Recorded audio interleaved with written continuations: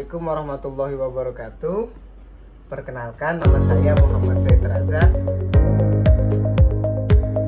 dengan narasumber yaitu ibu saya sendiri, yaitu Ibu Yuni Umia. Oke teman-teman, kita langsung saja ke inti pembahasannya, yaitu tentang sifat kepemimpinan gitu. Jadi di sini ibu saya ingin mempertanyakan nih, apa sih kriteria sifat kepemimpinan menurut ibu? Jadi kriteria sifat seorang pemimpin itu harus mempunyai sifat bijaksana, adil dan bijaksana, mempunyai perilaku yang bisa menjadi contoh buat bawahannya. Jadi bisa memimpin bawahannya itu bisa jadi baik karena apa? Kan pemimpinnya baik. Gitu. Begitu ya ibu ya. Kan tadi ibu juga mencantumkan tentang adil ya bu ya. Menurut ibu seperti apa sih yang dimaksud adil? Apakah membaginya itu secara rata atau bagaimana menurut ibu?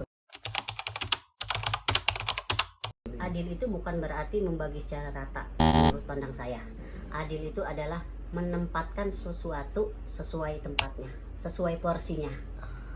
Itu yang dinamakan adil berarti ya bu ya sebenarnya. Itu menurut saya. Kan ada adil dan juga bijaksana nih bu ya. Terkadang banyak orang yang mengartikan adil dan bijaksana itu adalah sesuatu yang sama dan juga tidak bisa dibedakan. Menurut ibu, apakah itu sesuatu hal yang beda atau sama tentang adil dan bijaksana? Adil dan bijaksana itu hampir mirip, tapi ada sedikit perbedaan. Ada sedikit perbedaan. Kalau misalnya bijaksana itu berarti dia pandai mempertimbangkan yang benar dan yang buruk. Tidak pandang bulu, tidak pandang jabatan. Itu kalau memang sesuatu yang berdasarkan norma, sesuai norma lah, bijaksana. Gitu. Itu yang dinamakan bijaksana ya bu ya. Jadi ketika dia sudah memberikan sesuatu sesuai porsinya, dan dia juga harus menentukan sesuatu yang benar gitu ya, tanpa memandang bulu seperti itu ya bu, agar dia mendapatkan adil dan juga bijaksananya, seperti itu. Oke bu, tadi kan kita sudah membicarakan tentang adil dan bijaksana gitu kan bu ya, tetapi di luar sana juga ada bu tentang sifat-sifat pemimpin yang sepertinya itu sudah dijadikan hal yang harus gitu dalam pemimpin gitu ya. Satunya itu adalah kesederhanaan. Apakah menurut ibu pemimpin harus mempunyai sifat sederhana? Ya, sifat sederhana itu bisa dampaknya sangat signifikan ya buat bawahan. Bila mana pemimpinnya itu tidak bersifat sederhana tapi bersifat lebih istilahnya lebih mencolok dalam hal apapun itu, lebih mencolok, bahkan lebih seperti dominan dalam hal yang nggak baik ya. Itu tidak, jadi lebih baik sederhana, jadi bisa menjadi contoh buat bawahannya. Begitu. Jadi lebih baik pemimpin itu mempunyai sifat sederhana ya bu ya. Sederhana, jadi terlihat lebih berwibawa ketimbang yang berlebihan tapi terlihatnya seperti tidak baiklah buat bawahannya. Kalau dia tidak mempunyai sifat sederhana, seakan-akan terlihat seperti arogan gitu ya bu. Selanjutnya bu, biasanya juga kan jika ada seorang pemimpin gitu kan, sebagai bawahan itu pasti terinspirasi gitu atau menjadikan panutan pemimpinnya itu. Seorang pemimpin memang harus punya inspiratif. Kenapa? Karena biar tidak dalam menjalankan suatu masalah dia mempunyai inspiratif. Solusinya seperti apa nih? Nah, dan inspiratif nih itu jangan dipakai untuk jangan untuk sendiri, boleh bertanya dengan bawahan. Kenapa? Karena pendapat dari bawahan kita juga butuh bisa jadi inspiratif kita. Itu jadi penting juga ya bu ya. Walaupun dia sebagai pemimpin, dia juga harus ada komunikasi tentang inspirasi atau masukan-masukan terhadap bawahannya seperti itu. Dengan bawahan itu kerjasama lah, punya inspirasi seperti ini terus dikomunikasikan. Baik bu, jadi tadi tentang inspiratif gitu kan ya. Terkadang pemimpin juga harus komunikasi dengan bawahannya seperti itu ya bu ya tadi ya. Di dalam inspiratif itu kan juga ada tentang solutif tuh ya bu ya, tentang sifat solutif. apakah seseorang itu atau seorang pemimpin itu juga harus mempunyai sifat solutif? Ya, solutif. Solutif itu kan cara menyelesaikannya nggak hanya sendiri. Seperti yang Ibu bilang tadi ya. Dikomunikasikan. Karena seorang pemimpin seandainya punya solusi seperti ini, apakah seorang bawahannya itu juga bisa menerima dan dibicarakan, bermusyawarah? Iya, mau berdiskusi gitu Ya, ya antara diskusi. pemimpin dan juga anggota Ya. atau bawahannya. Oh begitu. Jadi kalau dia Tidak diputuskan sendiri. tidak memutuskan Iya. apa-apa sendiri gitu ya. Ya. Oh, lantas kalau dia menyelesaikan sendiri permasalahan, apakah itu termasuk disebut solutif, Bu? Dia mempermasalahkan, dia bikin solusi sendiri. Iya, memecahkan suatu permasalahannya itu dengan sendiri gitu, tanpa meminta pendapat bawahannya atau orang lain. Apakah itu juga termasuk dibilang solutif? Itu solutif tapi yang kurang baik. Kurang baik ya. Belum tentu bawahannya itu sesuai dengan yang disolusiin oleh si sang pemimpin. Oh begitu. Itu harus berdasarkan kesepakatan bersama. Kesepakatan bersama itu dalam hal yang positif. Oh begitu.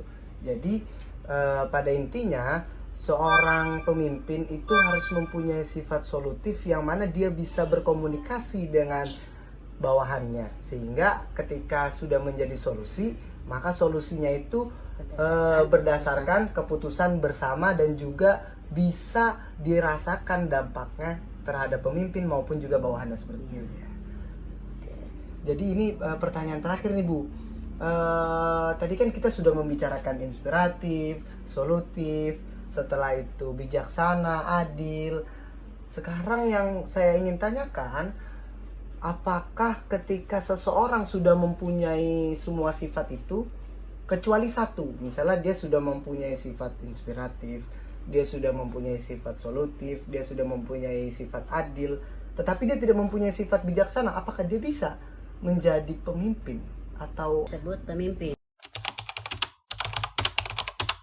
Kalau menurut saya tidak baik. tidak baik?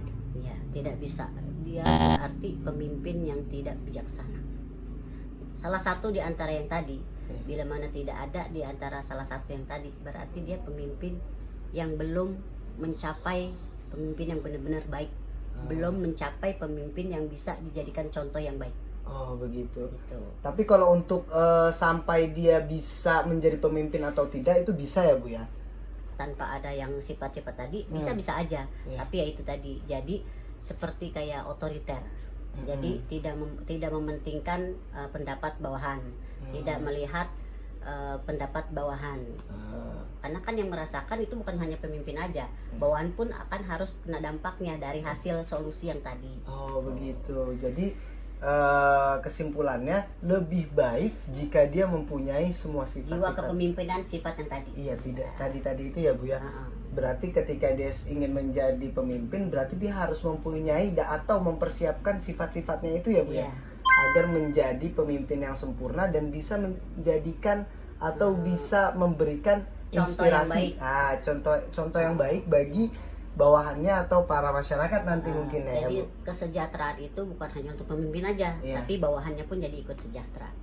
Begitu. Nice. Bisa memikirkan kondisi bawahan, bawahannya, bagaimana bawahan itu bisa sejalan dengan pemimpin, bukan pemimpin yang berjalan tapi bawahannya tidak sejalan, jadi tidak sinkron. Oke deh Bu, satu lagi pertanyaan lagi deh Bu. Jadi apakah kesimpulan ya, untuk kesimpulan apakah Ibu ada tambahan lagi sebelum ini ditutup? Ini pertanyaan terakhir saya sih. Kalau tambahan dari saya sih, pemimpin itu harus punya sifat jujur. Jujur juga termasuk ya Bu. Jujur kenapa? Karena jujur itu jarangnya dalam sifat pemimpin itu, benar-benar pemimpin yang jujur itu jarang ditemukan. Tapi insya Allah bila mana pemimpin itu mempunyai sifat jujur, adil dan bijaksana, dia bisa jadi pemimpin yang baik. Terus juga bisa jadi contoh buat bawahannya, Begitu. contoh yang baik. Ya, jadi itu adalah tentang sifat-sifat kepemimpinan, sehingga seseorang baiknya atau alangkah lebih baiknya mereka mempunyai sifat-sifat itu tadi, bijaksana, adil, inspiratif, solutif. Mungkin ada lagi dari teman-teman atau tambahan yang lain teman-teman yang sesuai dengan keadaan itu mungkin bisa saja. Jadi mungkin itu saja dari kami. Bila mana ada salah kata, ada salah perbuatan, salah perilaku, dan juga salah pemahaman, itu dari diri kami yang banyak salah, mohon maaf. Dan bila mana ada yang benar, semuanya milik Allah Subhanahu wa Ta'ala. Cukup sekian dari kami. Wabillahi taufiq wal hidayah, waridho wal inayah lafu minkum. Assalamualaikum warahmatullahi wabarakatuh.